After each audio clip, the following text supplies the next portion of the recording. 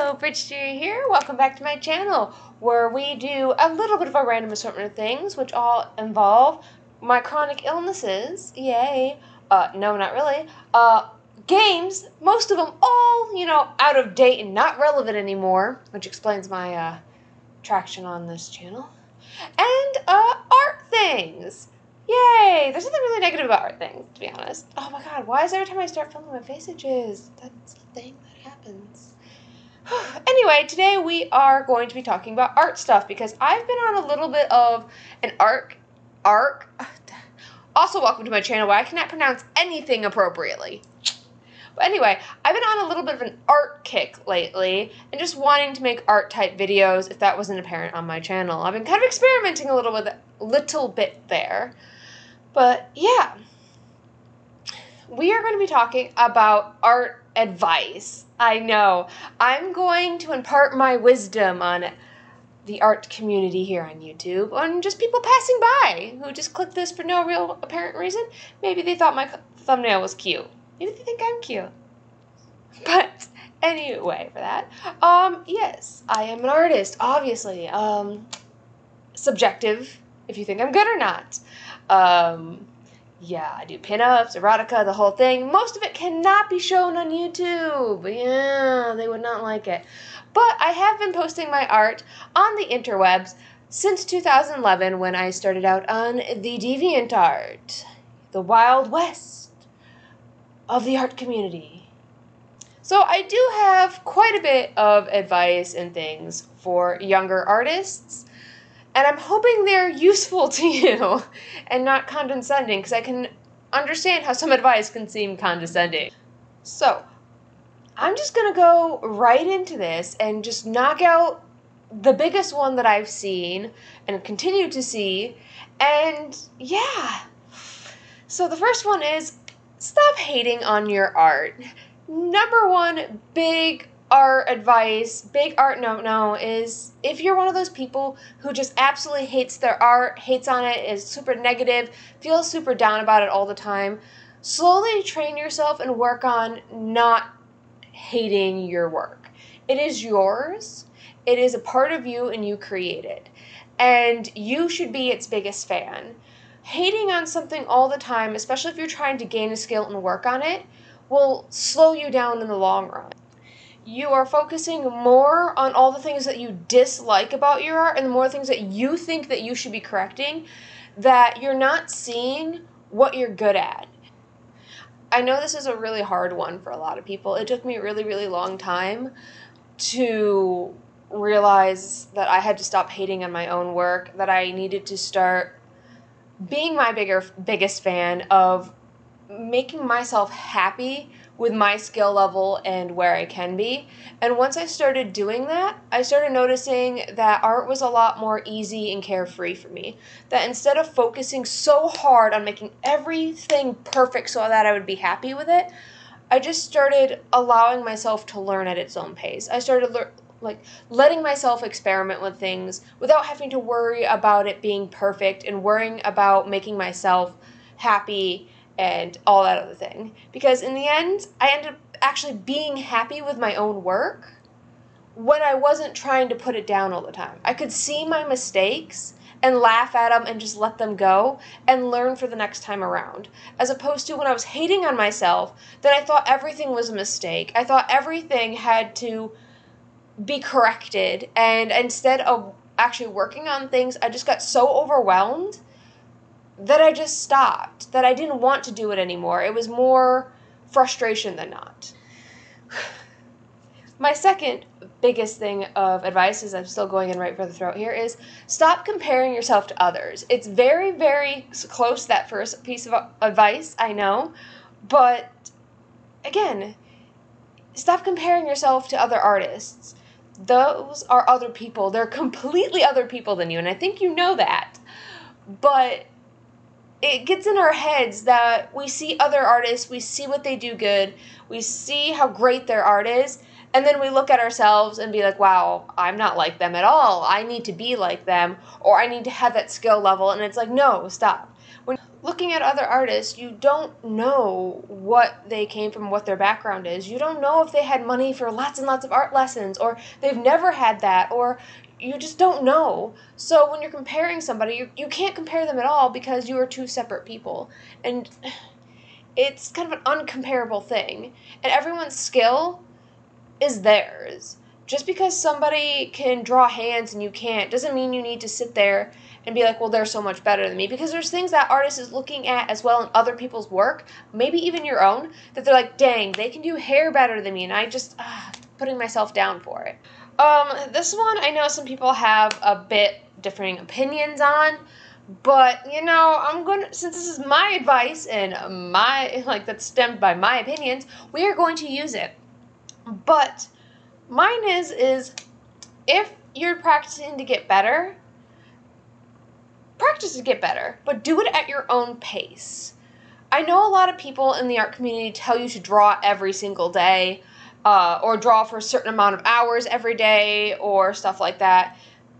That's not ideal, and I found this out the hard way as well, that if you don't draw at your own pace and you force yourself to draw repeatedly for long periods of time, or even constantly day after day, there's a good chance that you're going to hurt your hands. And that might be fine when you're younger or just starting out, but as time goes by, that builds up.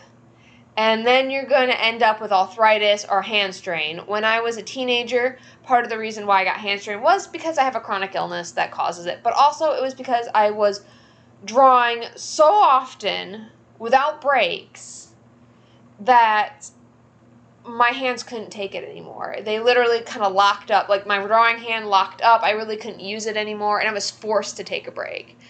And it hurt real bad. So I learned a really, really hard lesson there of drawing every day doesn't make you better. Drawing for large allotments of time whenever, 6-7 hours at a time, doesn't help you. It's pacing yourself and listening to your body and listening to your brain as well, like your mental, I almost said mentalness, and I don't think that's the word I'm looking for, but listening to yourself mentally as well. It's not ideal to force yourself to draw when you don't want to.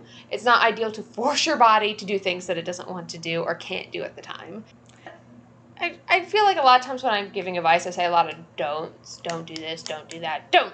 But I'm hoping it doesn't sound this way, because I don't mean it necessarily as to tell people what to do. But my other one is just, have fun. Don't be too serious about things. I know there's some artists who don't struggle with this at all, but as a child, I greatly struggled with trying to be serious all the time when I was drawing. If I was doing a bigger piece, it had to be serious. I had to be taken seriously. It had to look a particular way. It had to, I don't know. It was just, I always thought it just had to be so serious that I couldn't have fun or mess around. I had to always be striving to this, weird tier that I didn't even know what it was. So I don't know if anyone else has had this problem, but I know I did. And once I started relaxing and being like, dude, if you want to draw some random crap, draw some random crap. Okay, so this last one, I think it's number 6, has a bit of a story to go with it and why I'm saying it. But this one is, be free to experiment with different subjects and all sorts of different types of art if you want to, but don't be afraid to not. Don't think you have to stay in one genre of art, but also don't let people push you around and tell you what to do with your art. Even though I'm making this advice video, you can take everything I say and throw it in the trash can if you don't want to hear it. I do have a little story, like I said, about this. So when I first started art, I didn't know what to draw ever. I had 2 friends who did very manga-esque, but one did, people.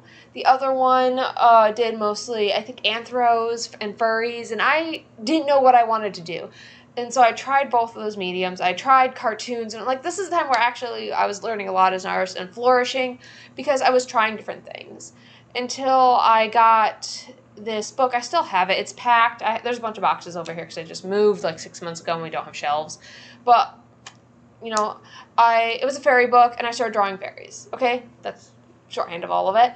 And that's when I started drawing fairies. Some of my old work is that, if you haven't noticed. But then I got stuck drawing nothing but fairies, because that's what was making me popular on DA, and that's what was getting adults' attention. They started valuing my work a lot more because of the fairies and the fantasy settings, because that's a huge group. I would do more dark themed things because I really, really liked the goth fashion. I did a lot of those things, and I was being told by adults, stop doing that and do more of these heavily fantasy ones, like use a lot of browns and greens and nature-y settings, and we like this better, do that. And it was getting really in my head. I stopped experimenting with things. I stopped, like, looking for the things, like references and stuff that I wanted to use, and tried to look for things that they were telling me to. And I was getting really, really upset after a while because, well, first of all, I was uncomfortable with adults telling me this, and I mean, adults still tell adults what to do, too, so, But it just narrowed down my art because I was listening to what other people were telling me to do, and then I was staying in this narrow box, and even though I was sometimes I started stepping out of this box, I would just get put back down by this community of people who got used to me doing this one thing. It got to the point where I started stepping away from fairies for a while because, okay, first of all, the community is kind of weird. No offense to y'all. At least the one that was near me. And I just got so tired of doing one thing. And yeah, I got some backlash for doing other things. Like, there was a art studio that was nearby me that was going to accept some of my work. But then they saw that my work was changing, and they decided to tell me no. I started to do more of my pinup stuff, and leaving the fairies behind, and they were like, no, never mind, that's inappropriate, we don't want it anymore, and stuff like that. We'd rather you just go back to what you were doing. And luckily I chose not to listen to that. Luckily I moved on, and I found a new niche. Is it niche? I always say it wrong, so I'm going to say it both ways. Niche, whatever. But I found this new spot to be in for my art, and I like it a lot more. It suits me. I'm enjoying it a lot more. So that's my advice story. Don't make yourself have to sit in boxes. And it really sucks when people try to force you to stay there. I understand. But if it's not making you happy, tell them to f*** off. Like, honestly. Especially if you're a new starting artist. Like, come on. Like, this is just my anger for these people telling 13, 14-year-old me this kind of stuff. Like, I'm a young artist. Like, screw you. Let me figure out what I want to do and who I am. And stop telling, you know, me who I should be and what I should draw. So this would be the end of the video. I don't want to keep going because, again, I have, like, a bunch of other things I can talk about for this. But, you know, we don't have all day here, and you can only take so much of my face and my weirdness. So we're just going to call it right here. But thank you for watching. I will probably make more of these in the future, regardless if people say they want them or not, because I do what I want here, obviously. But everyone stay safe, stay as healthy as you can, and I will see you eventually in the next one. I mean, I hope it's my face on here. I don't know what I meant by that, but okay. Anyway, bye. And like, subscribe, comment, share, I don't know, notification bell. Like, there's so many buttons on YouTube, and I just get so confused sometimes. Like, the notification bell doesn't even work, so why even press it? But you can press it if you want, just in case. It might work for you once, twice, or none. Who knows?